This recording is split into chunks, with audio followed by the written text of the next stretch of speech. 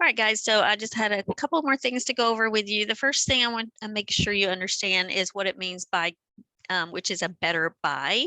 So if you go to the grocery store, if you go down the cereal aisle, you'll notice on the top shelf, there's a small box of cereal. On the middle shelves, there's a medium box of cereal. And then on the bottom, there'll be a huge box of cereal.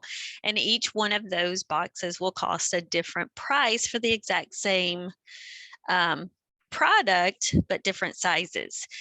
So almost 100% of the time, you're not going to pay the same per ounce in each of the boxes. Most of the time, the biggest box is going to be a better buy, which means it's going to be less money per ounce.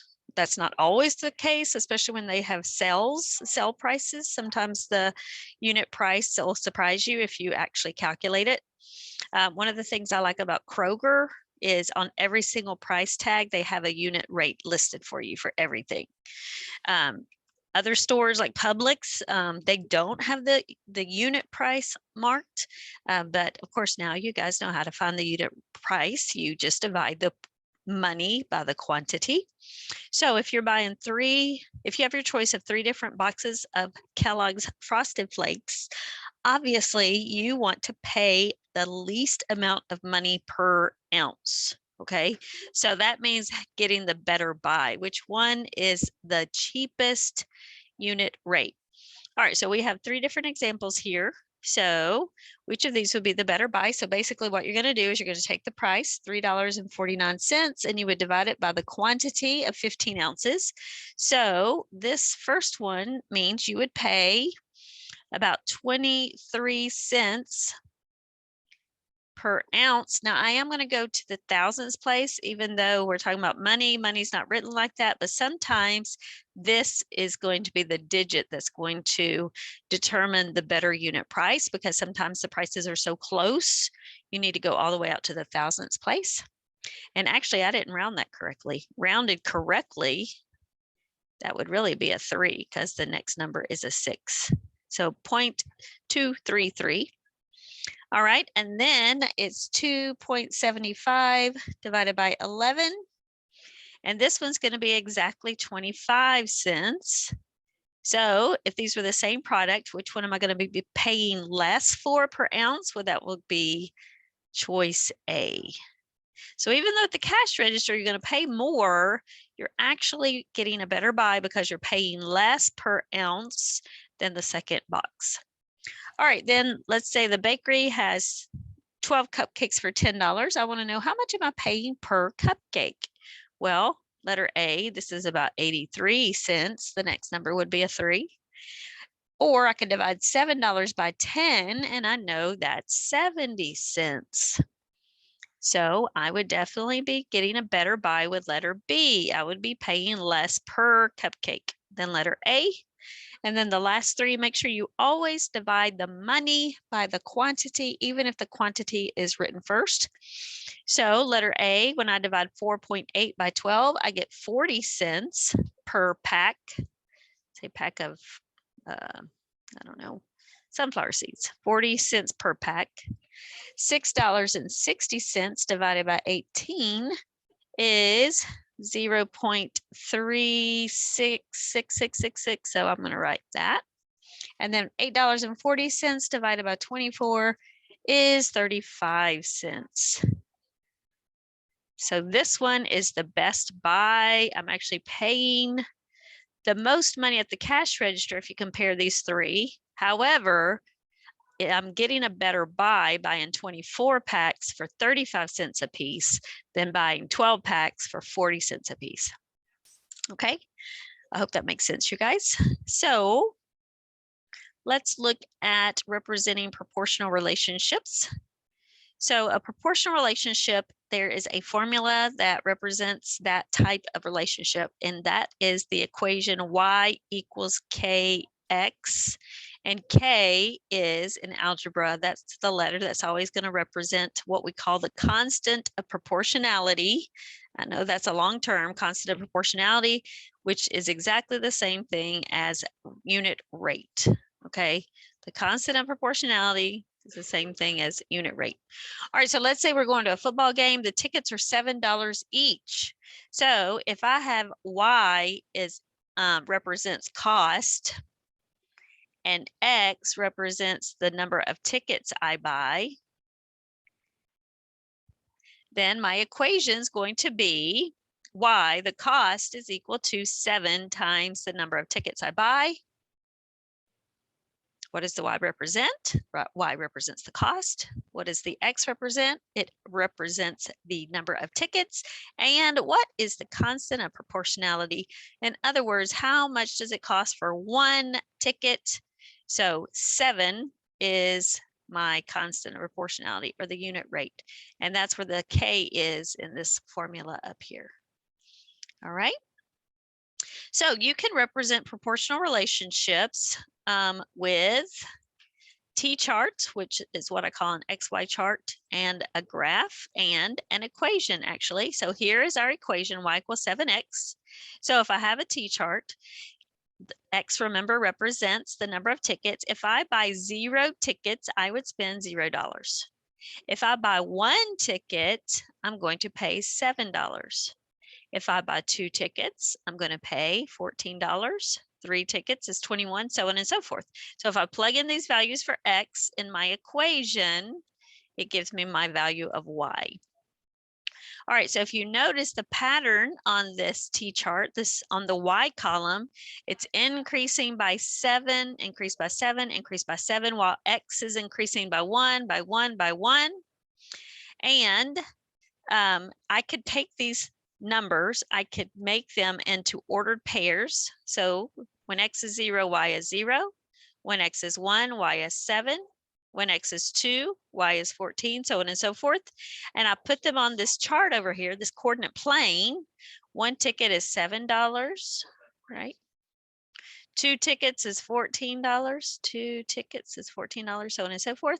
And so I've made a graph out of my equation and my T-chart, okay? So what does, anytime you have a proportional relationship, they always look the same. They are always on a graph. It's always going to be a straight line. And that straight line will always go through the origin, which is 0, 0, just like this one. We have a straight line that's graphed, and it starts with the coordinate 0, 0. So anytime you see that relationship, or anytime you see a coordinate plane that's a straight line and goes to the origin, you are looking at a proportional relationship. Okay. So of these graphs, I want you to figure out which graphs show a proportional relationship. All right, what do you guys think? Is A, does that show a proportional relationship? It sure does. It goes through 0, 0 and it's straight. Letter B, yep, goes right through 0, 0, straight line, yep. Letter C, yes, straight line, goes through 0, 0. What about letter D? Nope, it's a straight line, but it does not go through the origin, 0, 0. What about letter E? It does go through 0, 0, but it's not straight. It's a non-linear, right? And what about F? Yes, F goes through 0, 0 or touches 0, 0 and is a straight line. So all of them are proportional. They show proportional relationships except for D and E. All right, so when you have a unit rate, that means when X is 1, when the value of X is 1, whatever the value of Y is, the constant of proportionality, it is the unit rate. Okay, so according to the graph, what is the unit rate? Well, you're looking for 1 on the X axis. Here it is. And when X is 1, so first of all, this is a straight line. It goes to 0, 0. So we know it's proportional. And when X is 1, Y is 6. So this coordinate 1, 6 tells us that 6 is the unit rate, or the constant of proportionality. So this equation would be Y is equal to 6X. y is equal to 6 times x. If x is 1, 6 times 1 is 6. The y-axis, the y value is 6 times 1. That's our equation. All right, so it says the total price of oranges, C, is equal to the number of pounds, which we're going to write P, times 3. All right, so the total cost that we pay at the register is equal to $3 times the number of pounds of oranges we buy. Does this represent a proportional relationship? Yes, because we could change the cost to Y, the number of pounds we buy to X, and we see our formula for unit rate or the constant proportionality is 3. If I plugged in 0 for X, if I bought 0 pounds, how much money would I spend? I'd spend $0. So yes, this is a proportional relationship. It fits our equation and it would go through the point 0, 0. All right, write an equation for this situation. The cost of a plumber, so C, the cost of a plumber is equal to a fee of $25 plus the number of hours worked times 15. So they're telling us that we would take 15 and multiply it by the number of hours worked, plus the plumber's going to charge us a $25 fee for coming to our house. So would this be proportional? What if the plumber worked 0 hours? If I plugged in 0 for W, 5 times 0 is 0, but 0 plus 25 is 25. So we can stop right there. We can see that this is not proportional because when X or W is 0, Y or C is not 0 also. This does not represent a proportional relationship, okay? All right, so finding the constant rate, the constant of proportionality. So it says if X and Y values increase at a constant rate, to find the constant of proportionality, we can divide Y by X. So in other words, what is the pattern here? Well, this is being added 14 plus 14 plus 14 plus 14. That's a constant rate. What about X? X is increasing by 2. It's increasing by 2. It's increasing by 2 and by 2. So in order to find the constant of proportionality, and first of all, we do have 0, 0. These do increase by steady or a constant rate. So we know it's proportional.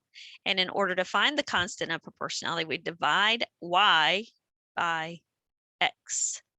We divide Y by X. We divide Y by X. We could do it over and over, but guess what we get every single time? Every single time we get 7. 7 is the constant of proportionality, and that could be our equation right there.